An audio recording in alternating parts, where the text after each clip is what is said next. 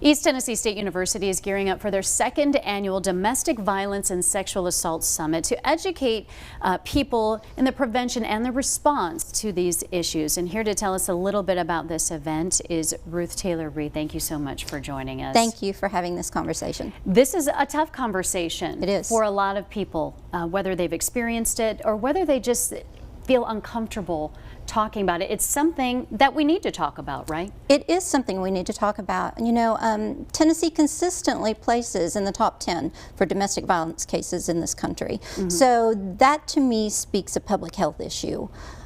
If you go to tennessee.gov and look at statistics for sexual assault and domestic violence, you find 22 out of 25 of those cases that are reported are female, but only 30% on the national average of cases of sexual assault are reported.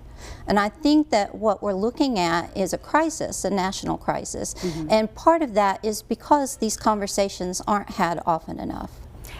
But this is changing because this is the second year you've had this summit. Who is this summit for? Is it for survivors? Is it for family members, or can anybody learn from this? Anybody can learn from this. We begin the day with a victim impact statement. We consistently do that. Law enforcement comes frequently. Bristol, Tennessee's police chief will be there. This year we're excited that it's been a long time since we've brought in the Tennessee Coalition to End Domestic and Sexual Violence. We're very excited that they're coming this year to talk about something that they talk about every single day. They have the statistics, the knowledge.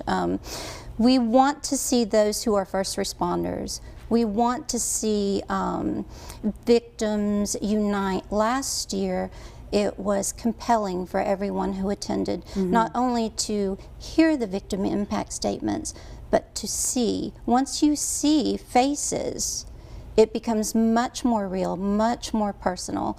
Last year, we actually had a victim impact statement where she wrote a thank you note to the Assistant District Attorney in Sullivan County who won her case. Wow. There was hardly a dry eye in the house. I went back up to the microphone and I said, "Is everybody okay?" And they were like, "Give us a minute." Yes, we're going to need Give a us a second minute. here. It was amazing. Victims, because more of these conversations are being held, victims are beginning to feel more empowered because predators and those who do prey on victims are emboldened in the silence. Yes, and you said just a small amount of women report their attack. Roughly 30% nationally.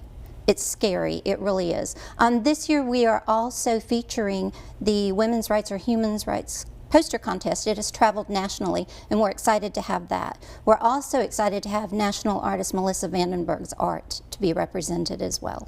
It sounds like something that's going to benefit everybody, whether they're a survivor, a family member, or just someone who wants to know more and wants to help. Thank you so much for being here and telling us about this. And here are some details one more time.